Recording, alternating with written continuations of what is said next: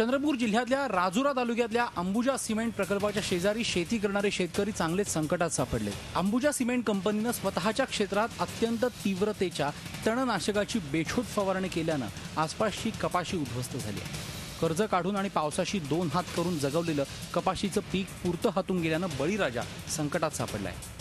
1 जूनला पराठ लावले तर त्या पराठीला आता कमीत कमी 2 महिने झाले आणि ते फसल बरोबर काम देत नाही। पूर्ण तण गवताचं तणाच्या कंपनीनं मारलेलं आहे, त्याच्यामुळे माझी फसल पूर्ण सुकून चाललेली आहे आणि मुंडरा आलेला आहे।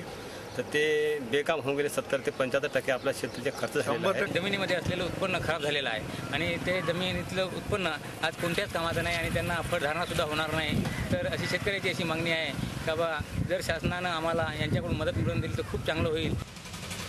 दरम्यान रसायन मिश्रित हवेनं करपलेल्या कपाशीला आता फुलोरा किंवा बोंड येण्याची शक्यता नसल्याचं निरीक्षण कृषी विभागानं नोंदवलंय। या प्रकरणी वरिष्ठांना अहवाल पाठवणार असल्याचंही कृषी विभागानं स्पष्ट केलंय।